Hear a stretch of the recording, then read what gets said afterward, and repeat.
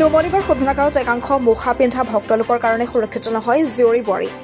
855 জন শ্বহীদৰ কেঁচা তেজৰ বিনিময়ত প্ৰতিষ্ঠা লাভ কৰা নুমলীগড় শোধনাগাৰত পুনৰ নাৰী নিৰ্যাতনৰ ঘটনা কিশোৰীক চাকৰি দিয়াৰ প্ৰলোভনেৰে যৌন নিৰ্যাতন চলোৱাৰ অভিযোগত গ্ৰেপ্তাৰ ভৱেশ কলিতা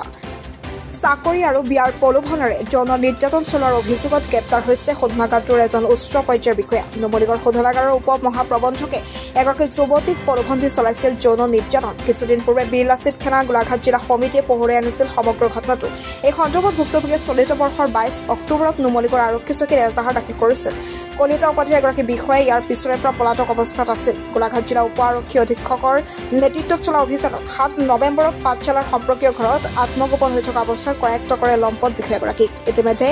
অভিযুক্তক আৰক্ষীয়ে দণ্ডাধীশৰ ওচৰত হাজিৰ কৰে সোধা পোছাৰ বাবে আৰক্ষীৰ জিম্মাত লয় আৰক্ষী তথা NRL কৰ্তৃপক্ষই কলিতাৰ সন্দৰ্ভত বৰ্তমান একো জনাব বিচৰা নাই এই ঘটনা পোহৰলৈ অহাৰ লগে লগে চৌদিশে তীব্ৰ প্ৰতিক্ৰিয়াৰ সৃষ্টি হৈছে আসলতে আমি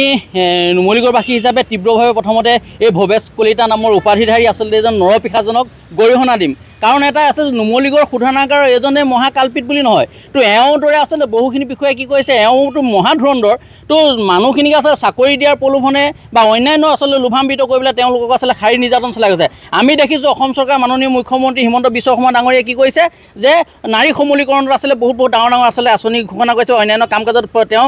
নেতৃত্ব ভূমিকা পালন কৰি গৈছে কিন্তু নুমলীগড় শোধনাগাৰত এই কলিতা উপাধিধাৰী নৰপিশাচ আচলতে যিজন দস্যু এই দস্যুজনে কি কৰিছে চাকৰি দিয়াৰ প্ৰলোভনে আচলতে যুৱতী হওক বা বোৱাৰীক হওক অশালীন আচলতে নিৰ্যাতন চলাই আচলতে বিপথে পৰিচালিত কৰিছে আমি চৰকাৰ আইন প্ৰশাসনক এটাই অনুৰোধ জনাম দুৰ্নীতিবিৰোধী যুৱ শক্তি অসমে যে এওঁলোকৰ দৰে যিখিনি ধুৰন্ধৰ আচলতে নৰপিশাচ আছে এওঁলোকক কি কৰিব লাগে এই ফাষ্ট ট্ৰেক আদালতৰ জৰিয়তে কি কৰিব লাগে তো তেওঁলোকক ফাঁচি কাঠত ওলমাব লাগে যে তেতিয়া আন দ্বিতীয়জনে আচলতে তেনেকুৱা এটা সাহস নকৰিব আমি নুমলীগড় ৰিফাইনেৰী শোধনাগাৰত দেখিছোঁ যে এই ধুৰন্ধৰ নৰপিশাচজনে আচলতে কৰ্মৰত বুলি নহয় এওঁলোকৰ জৰিয়তে আৰু এটা তেনেকুৱা কেটেগৰী লিখা চেনেল আছে তো ইজনেও সিজনে তেনেকৈ আচলতে চাকৰি দিয়াৰ প্ৰলোভন কৰে তেনেকুৱা তথ্য আমাৰ গুৰিত বহুত এই তথ্যখিনি কিন্তু আমি সময় অনুযায়ী আইনগত ব্যৱস্থাৰ মাজেদি আপোনালোকৰ থ্ৰুৱেদি আমি প্ৰচাৰ কৰিম কিন্তু কিছু তথ্যৰ আমি আচলতে প্ৰয়োজন আছে আমি সেইকাৰণে আমি কৰা নাই কিন্তু এইজনক আচলতে তথ্য সহকাৰে পাইছে যে তেওঁ আচলতে পলাতক হিচাপে আছিলে তো আমি ভাবোঁ যে এনেকুৱা ধুৰন্ধৰখিনিক নৰপিশাচখিনিক আচলতে কঠোৰতকৈ কঠোৰ শাস্তি দিব লাগে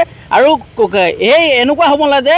আইনৰ সুৰুঙা সুযোগ লৈ পেলাই যে এওঁলোকে সাৰি যাব নোৱাৰে আৰু নুমলীগড়ৰ এই গোলাঘাটবাসীৰ এই শোধনাগাৰটোক চাকৰি দিয়াৰ যি প্ৰলোভনেৰে আচলতে কি কৰিছে তেওঁলোকে বদনামত পেলাইছে আৰু তেনেকুৱা যাতে অনাগত তেনেকুৱা বদনামৰ মুখী আমাৰ নুমলীগড় ৰিফাইনেৰী শোধনাগাৰক নকৰে কিয় নকৰে এই নুমলীগড় ৰিফাইনেৰী ভাগ আচলতে ইয়াত কেনেকৈ পাইছিলে 855 জন আচলতে শ্বহীদৰ ফলত তেজৰ ত্যাগত বহুখিনি ত্যাগৰ ফলত আচলতে এই নুমলীগড় শোধনাগাৰটো ইয়াত স্থাপন হোৱা সেইকাৰণে আমি সকীয়াই দিম অনাগত সময়ত যে এনেকুৱা ধৰণৰ নৰপিশাচে যাতে দ্বিতীয়বাৰ তেনেকুৱা এটা সাহস নকৰে নাৰীক আচলতে নিৰ্যাতন চলোৱা তেনেকুৱা কঠোৰ আচলতে সাহস কৰিবলৈ নাহে ধন্যবাদ